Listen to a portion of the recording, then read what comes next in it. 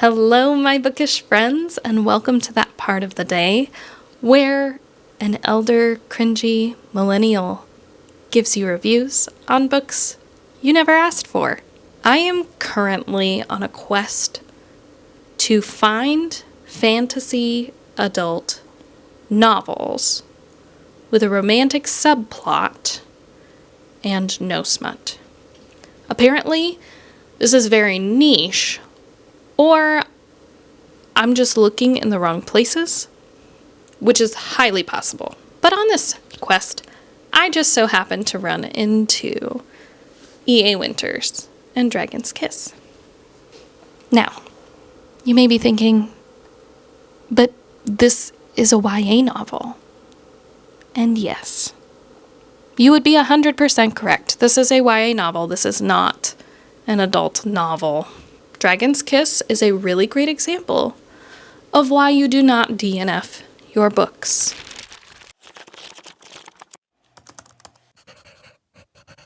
Any minute now, Governor Malin would walk Governor Riza and his aide out of the building, which meant 3 minutes from now, Governor Malin would be dead. Can I just say, what an opening line. It gives us cold, it gives us calculating, it gives us all the expectations so high in the air for everything that is about to happen. This is Dragon's Kiss by E.A Winters. The publisher is Dragonleaf Press in 2021. Let's get into the summary. Semra Bandaka is a top assassin graduate at Mount Hara. At 17, her peers see her as a lucky young upstart, and the Fraymater, the cult leader, sees her as the perfect tool to wield. When we meet Semra, there are circumstances that cause her to question her upbringing in this cult academy. She begins to question their hard and fast values of steadfast loyalty.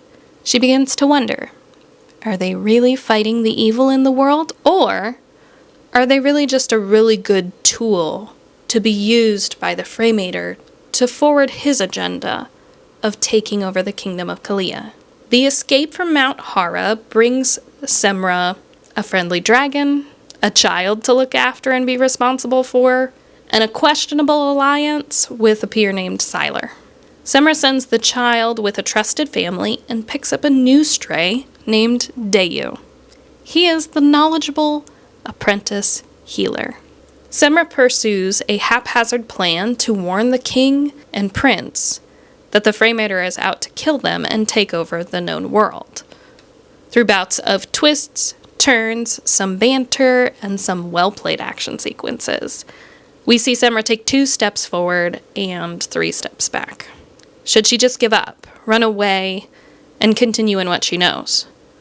Or will her character embrace change and truth, boldness, and a zeal to help right wrongs? Semra is out to make a way for herself. And so as she fights through the physical obstacles in her path, we see a mirroring growth in her character.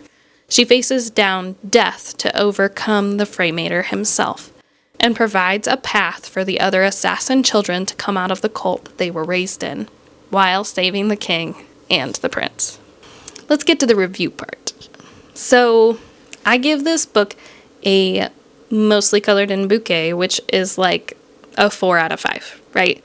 It has really great bones, the story is tale as old as time, it has a good structure, the twists, the turns, the breadcrumbs given are solid. The character arc of Semra is fitting for YA themes, and it's an age-appropriate arc for a 17-year-old who has a strong sense of justice. I loved the plot after the backstory. The resting periods that the characters take are well written and character-driven. The characters are clearly different people with different motives, different backgrounds, and flaws. This quote definitely gives us a taste of Semra. If she was going to be forced into a dress, this one was certainly exquisite. She hoped there'd be no blood splatter on it by the end of the night. But even so, a dress for a prince's life was a worthwhile trade. She had more important things to worry about. The action sequences are easy to picture and follow. I would hand this book to any 13, 14, 15-year-old and tell them it's a good book. And I will be buying the next one because I believe the majority of the drawbacks of this book can be explained and explored in the next one. So I would like to read it and find out. Let me at this point say that the rest of these drawbacks for me, I'm going to attribute to the fact that this is a YA novel, and I am clearly not a young adult. I am twice the age of the intended audience, so it was clearly not made for me. And I believe that the issues that I have with this book could in part be because I'm not a big YA reader anymore. So, that being said, so the pacing of the front half of this book doesn't match the pacing of the back half of this book. The first 100 pages are the backstory to the real action and plot that happen at the end of the book. The saving of the king and the prince and the kingdom. Okay, but they are necessary because it does show some of Semra's background, and that's good. I just don't know that it needed to take that many pages in order to establish the character and the reasons why they were leaving the mountain. Or maybe we could have explored more of the reasons and had more conflict in the character about leaving the mountain and how they were going to get out. It's hard to tell which would be better. The things that I attribute these pacing issues to are inconsistent world building. So at the beginning, we see some world building, and it's inconsistent because the main character will go into detail about structures that may or may not have anything to do with continuing the story or the plot.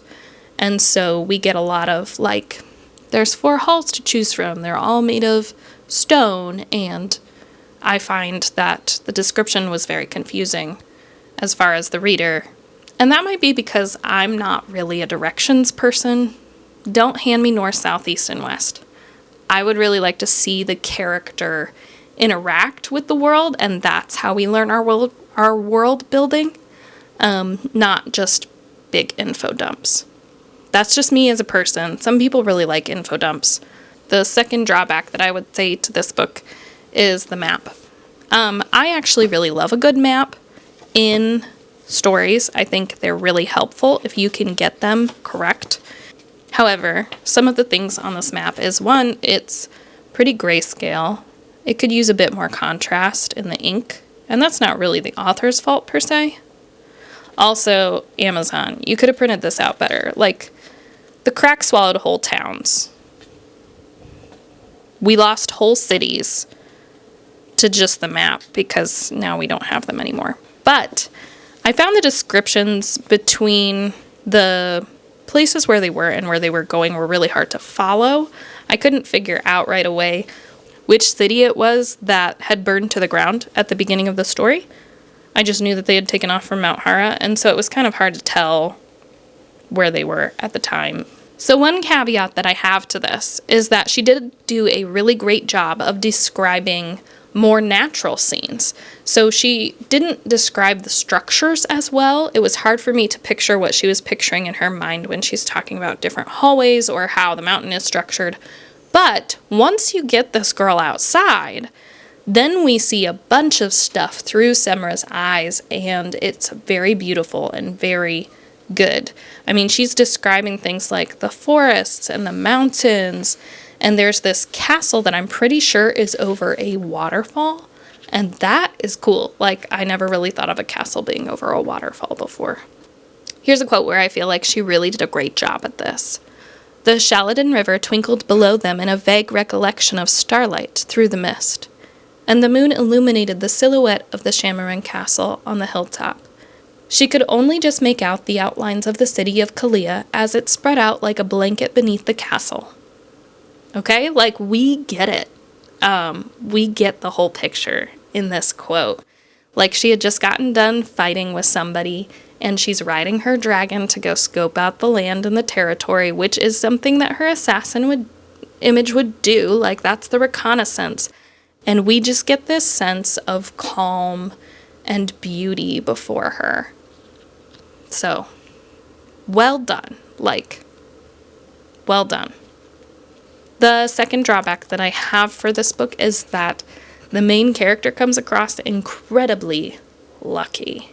So conveniently in the mission at the beginning, we see that she did nothing wrong, and that a lot of the mistakes for the incident, which is that the wrong person gets killed at the beginning, get blamed on another shoddy assassin. This part of the mission, she, as quote, the best and the brightest of the group, she makes some really interesting decisions. Semra is trying to escape. She's trying to get away. She has two options. She can go into the house. She can go down this hall, which has a bunch of rooms and places to hide. In my mind, she doesn't recognize that there's a bunch of places to hide. She just says, this is the living quarters, and she chooses not to go that way. But in my mind, there's people in there that you could take hostage. There's windows that you can jump out of. There's beds you can hide under. There's corners and inlets and just different structural things in someone's house that would make it so that hiding in rooms is actually really easy and really easy to get out of. Climb out of the window, slide down the banister, whatever. Instead, she chooses to go into this gigantic hall, and I think it's an enclosed hall. It's not very clear if it's an open hall or an enclosed hall, but it has a fountain in it.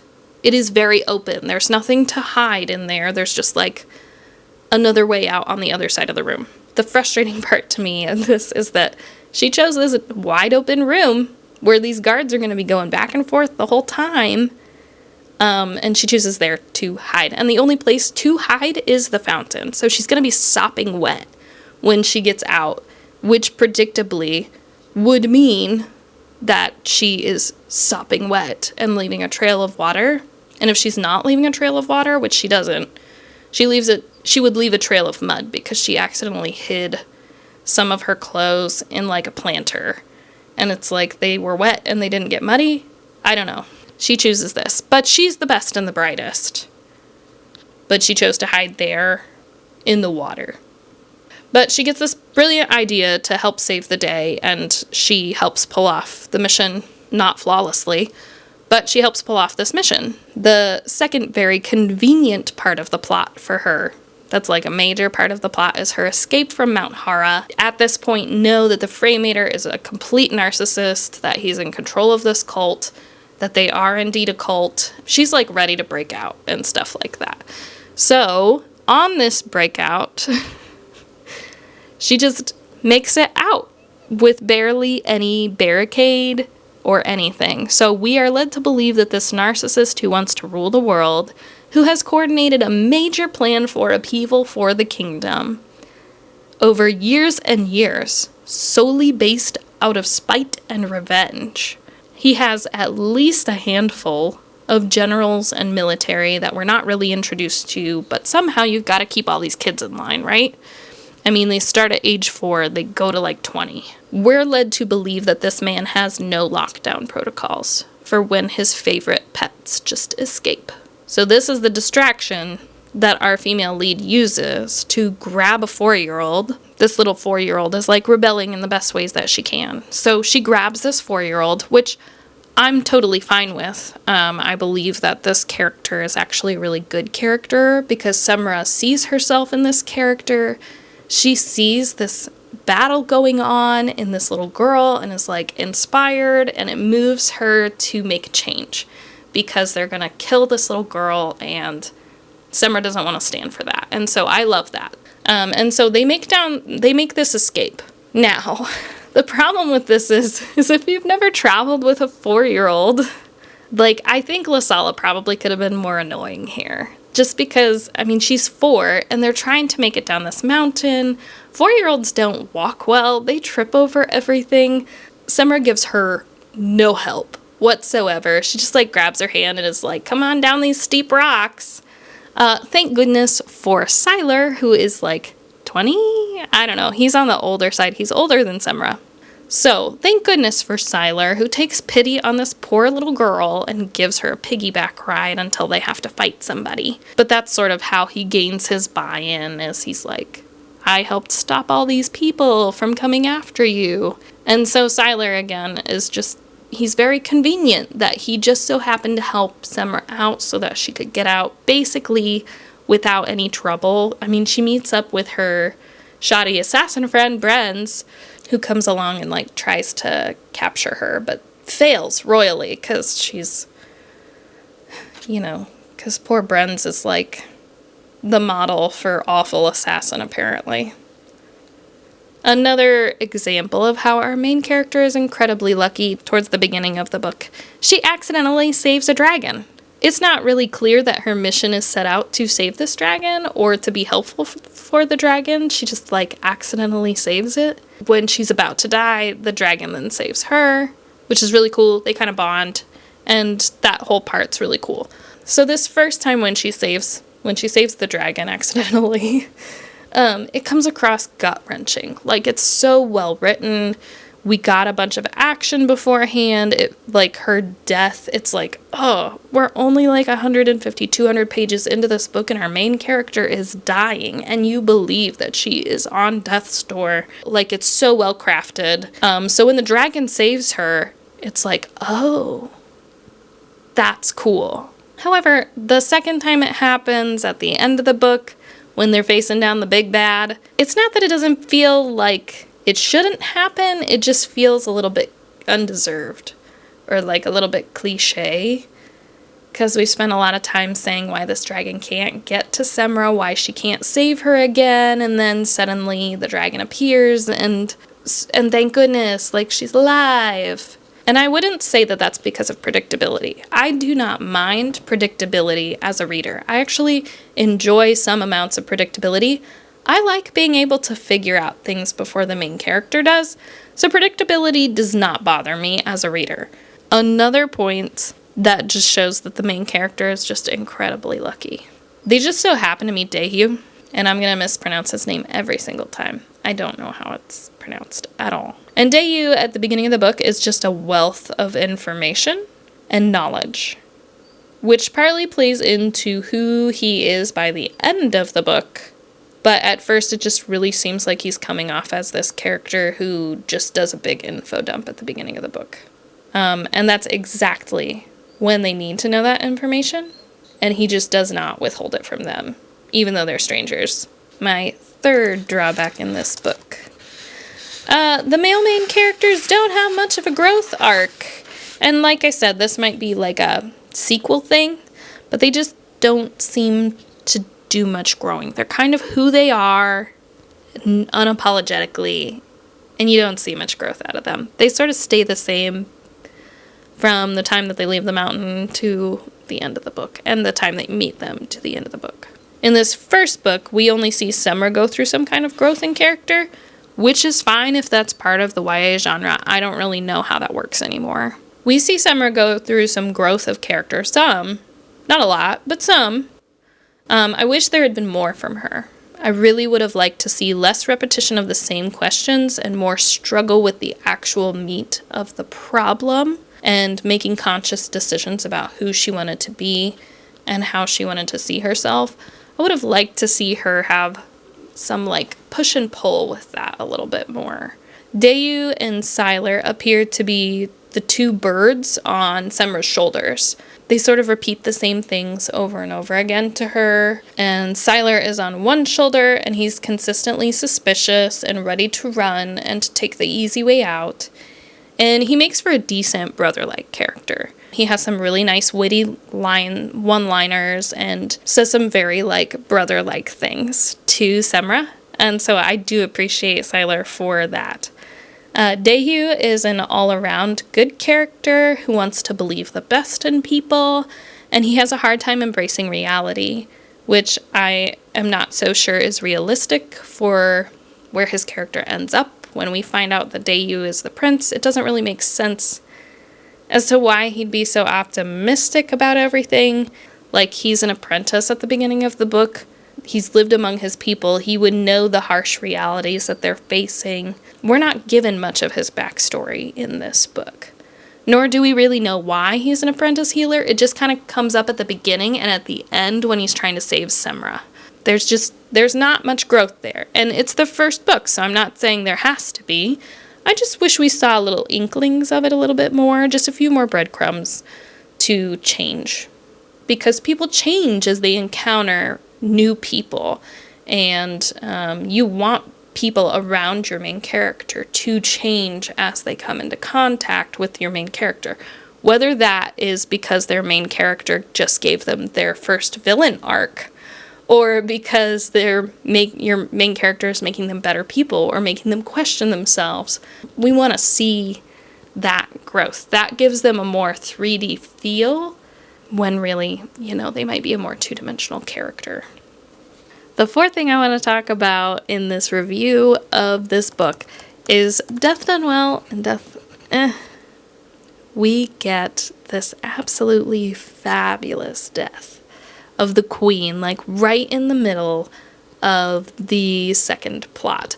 And it is wonderful. Like, it's gut-wrenching. There's this very Agatha Christie vibe where all of the breadcrumbs were right where you should have seen them, but you just totally missed it. I totally missed it. Like, I was so happy for that turn of events, and I came away thinking, oh, darn it, I should have seen that coming.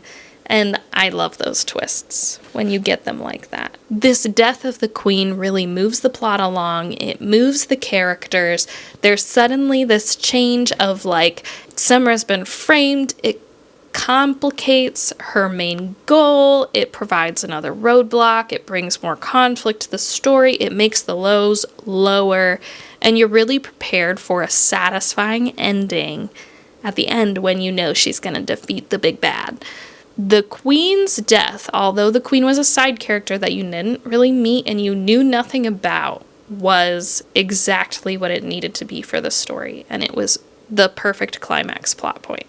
A death, is Bren's. So we meet Bren's at the beginning of the book. Bren's is said to be Semra's friend, but they're not really friends. Bren sort of goes back and forth between, do I like Semra, do I not like Semra? She's kind of this flip-floppy character that we can't really get a read on. And she's just trying to survive in this cult. And she has a lot of jealousy towards Semra. And so when she dies, it's just kind of convenient for Semra. It's like, I didn't really want to kill off any of my other main characters, so here's Bren's. I'm not sure that Bren's death did anything for Semra. I don't think it made her even more justified. I'm not sure that she felt any more loyalty or any more justice for her cause at that point. Like, she'd already had all the ammunition she needed. Bren's her death just felt kind of undeserved. Like, it didn't move the plot along in a good way. It didn't really help anything. It was just sad. Like, it's just, Or if we had seen more struggle afterwards for her to say, like, oh, I regret. If we could have seen more regret from Semra about not getting to know Bren's or not being able to free Bren's or something. Next. I'm okay with suspending reality. Like, I love fantasy. Maybe this is a YA thing. But at the end of the book, the king is just like, sure, I don't know what I'm doing, even though he does. Here's the military. Go save the children in the mountain. Like, it ends with this, she gets to sort of be in charge of a bunch of different stuff. And I'm just not sure. I know, suspend realism because it's YA and it's fantasy. Like, I get that. Maybe that's just irritating to me because it's YA, and that's kind of the reality of YA, is that teenagers get to do things that they didn't earn. It doesn't feel like Semra has the maturity or the capacity to be able to run the military in any capacity. Like, in any form, she probably shouldn't be in charge of a group of people. I mean, she's an assassin who's always worked on her own. You have not seen good qualities from a leader from her. Like, if anything, you've seen kind of the opposite, where she's perfectly willing to throw other people under the bus. She pretends like she knows everything. Why are we handing these people, leadership when they clearly don't have the maturity for leadership? And this shows up when Daehyu, who is the prince, is suspicious and lying because these are complete strangers that he's just met, and they burned down the town. They tried to steal from the family that he was staying with. Like, he has every reason not to believe them, and to be completely suspicious and to stay in his disguise and stay where he is, he would be completely justified. However, Sylar and Semra, as these strangers who come in and attack his town, they're also lying, but they go after Dehu about this. They're like, he's overly suspicious, he's overly lying, and it's like, hello pot, meet kettle, come on. They give Dehu no leeway.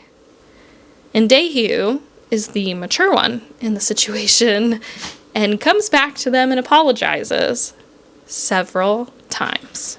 He really has a really great reason to be lying, but he can't tell them that reason. And that makes a bunch of sense when you learn that he's the prince of the book. I mentioned this a little bit before, but Sylar and Semra have this really heavy, you-know-nothing complex.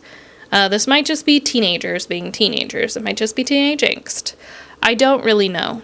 But they believe that they have all the knowledge and that no one, nothing, anybody around them would ever know anything better. And that just leads them into trouble over and over and over again, but they don't learn from it. You have to suspend the knowledge that the king knows nothing, that the prince knows nothing, that everyone in town knows nothing, that everyone in the castle is completely oblivious, that the guards will not be able to save the king, but this 17-year-old might, that no one else has any wisdom whatsoever, no knowledge to add to the conversation or to impart or to help the cause. These teenagers are just running around on their own and they're completely justified. They're teenagers and it shows. I feel like that's probably pretty realistic. If you had a couple of teenagers come down out of a mountain convinced that somebody was going to die and wanting to do something about it, they probably would react that way. I just found that really annoying because I'm 30 and that's not how the real world works, my friend. The dialogue. So the dialogue in this story, I actually really love it. I love the dialogue in this story. There is this moment between Sylar and Semra when they're talking on page 245 and he delivers this absolute gut punch of a question that I wish we would have chewed on more because it's just so stinking good. They've gone through the castle, they've warned the prince, they've found out all this stuff, and they've done their due diligence and they did not succeed in saving anybody. The Freymater is still out there, the queen is gone, she's escaped from the dungeon. And he delivers this line that is absolutely true to his character and absolutely needs to be asked to Semra. And it's beautifully constructed. And it's this: when will you be enough? He's meaning to say, when have you done enough? When will you stop equating your worth with the success of this mission?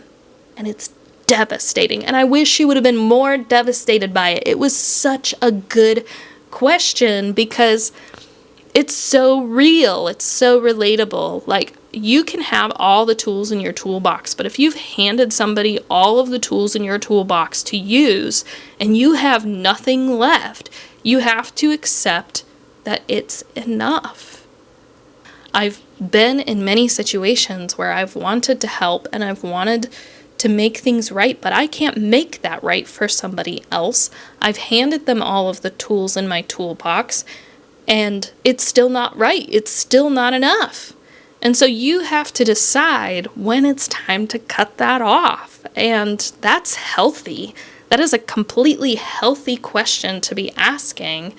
When have we reached the finish line of this effort? And I wish that she would have taken a bit more time to struggle with that because it's the wisest thing that Sylar says in the whole book. Dehu delivers line after line of growth to Semra. He's just telling her over and over that she has the capacity for good over evil, that her whole identity is not wrapped up in only being an assassin, and that she can choose a different path in life even with her current skill set. Now, she doesn't believe him, but let's talk about that more. So the themes in the book are set in stone and marble. They are clear. There is a stark contrast between good and evil and perceived good and evil. And I love that question and that contrast, the compare and contrast of that back and forth. These are classic I would have loved to see Semra question herself into more maturity, like I said earlier. Questioning the way she treats her friends, her alliances, rather than just enemy is big bad. Like, we learn about why he becomes the way he becomes a bit, but, like, it's very black and white, and that's cool. Like, love that. Need that in YA fantasy. But I would have liked to see her question her friends and alliances more, and, like, the way that she's treating them, not the way they're treating her. A little bit more introspection on her own actions would be cool to see. The next theme that I love, that I wish would have been captured a little bit better, that would have been sought out a bit more, that there might have been a few more breadcrumbs on, is this word that's in there. That's solely, it's like part of the language that she made up for the world building, which is stunning. And it's the last name of Bandaka. So every time, I think this is how it works. It's not exactly clear. My perception of this is that when they do this naming ceremony at the mountain, they rename these children because they need to identify with the mountain, and the mountain is their family, and this cult as their family, which is really cool for the story. Not really cool for real, but like cool for the story, right? So they're given a new last name. I really like this question of, can you get past your identity? Can you be more than the name that you've been given? This theme sort of pops up in this book, and it's sort of sprinkled in that the last name Bandaka is not desirable, that it is, it's something that people make fun of, it's not something that's really great, but you don't get the whole of the devastation, even in the middle of the book. Like, you don't get enough breadcrumbs in the middle of the book to sort of add everything together. It's kind of sprinkled in at the beginning and then gives you the gut punch at the end. It would have been cool to have more here, so that we could have really connected with how awful this name was, because you could have done it through like a flashback, or we could have had it sprinkled throughout the book more, and that would have been really cool to see. I feel like it could have been more meaningful to find out that Bandaka means like bondservant, like it means you're his slave. Another theme, the prince in hiding. This is a classic theme trope, and so this was done well. I liked it. We get hints about Dayu before she does, and I do love, they're well placed, they're appropriate, and I like that we get more of it than the main character does. I like being able to have those breadcrumbs before she really figures it out, even though she kind of looks a bit dumb when she does figure it out. You don't really know who this guy is until he has ultra nice shoes that are not consistent with his uniform, and like, why is his sister dressing up Semra when she's told that it's just some random noble, and she finds out that it's the princess herself? It's like, okay, clearly he's higher up on the ranks than we think he is. That was really good. Dayu is my favorite character, 100% thus far. And I really hope to see more of him and more dimensions of him in the next book. Okay, can we talk about the Freymater? Let's talk about the big bad. I love this twist. I love the Freymater. He's such a good hate you villain. Like, he's just classic. There's nothing really overly 3D about him. He's a pretty 2D character. But, like, it's very clear from beginning to end that he's not who he says he is, and he's not as cool as he thinks he is. And so I like that personally. I like it when I don't need every character to be 3D. I want to see some reality seep in. But when we're facing down the big bad, it's okay if they're just bad. Like, it's okay if they're just bad through and through. When you hear the word the Freymater, it's very Germanic. Like, it feels very familial German words. And you get the sense that he sees himself as a lot more powerful and a lot more big bad than he actually is. Because you learn very quickly in the end that his name is actually a Z. That's it. It's that short. You could tell he perceives himself as powerful, but his parents were like, there's just this whole, his name's so short. And it's It's so short and it's silly by comparison to the other names presented in the kingdom. When you hear his name for the first time, it kind of just shocks you out of the book. Like, seriously? That's his name? That's the name we chose. But I think that it does some really cool things for the reader. Instantly takes him from being super big bad down to, oh, that's why your villain arc started. Got it. Your parents didn't love you. So incredibly poetic. I loved that part of it. Dragon's Kiss is a really good lesson in do not DNF your books. Even though the beginning to me came across as very slow and info dumping, by the end it picked up and it was a really great story, a surprisingly good ending. Although I wish we would have gotten more emotional or mental conflict at the back half of the book, the ending did feel somewhat earned, although not altogether satisfying, which is fine because it's a series. I like that Summer was a strong female lead, but she wasn't overly strong and not really great at hardly anything. And she wasn't really overly smart, even though she thought she was super smart. There are moments that she's clearly on the losing side, that she's clearly the physically weaker opponent, but she uses what's available to her to win. I really like that in a main character. She's a character that I love to be irritated with while reading, actually. Like I said, the issues that I have with this book could very well be explained and changed in the next book because there's still a lot of growth that we haven't seen in these characters. There's still a lot of places that this story can go. My message to the other readers is that, yes, I do recommend this book for its intended audience. I'll personally be reading the next book in the series. I grew attached to some of these characters when I didn't know that I was growing attached to them. I still really enjoyed all of them. I still really enjoyed the story itself, which is why we don't DNF books. There's plenty of books out there that if you start them, they may end completely differently than you expected. That's certainly what happened with this book.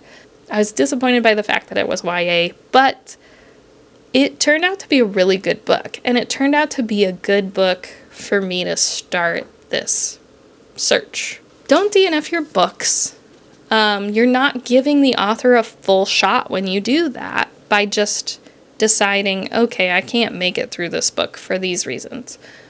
Try to just overlook that for a bit, if it's overlookable. I mean, unless the book really, really does not coincide or go along with your ethics and values as a person, don't DNF your books. Cancel culture has gotten really, really, really rampant where we just decide we don't like things and so we don't have to be a part of them. But that's not the goal of reading. Like, the goal of reading is to maybe open your mind to new possibilities, and you can't do that if you don't finish your books. So a book that you thought was going to be a disappointment or started out in a way that you don't like might end up being really good.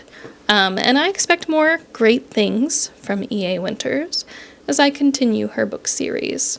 However, I will not be doing that at this time. I have a few other books that I am planning on reviewing for you that I have read. My next review will probably be on this cozy, clean romance, and I'm looking forward to presenting that for you. If you have any ideas, comments, considerations,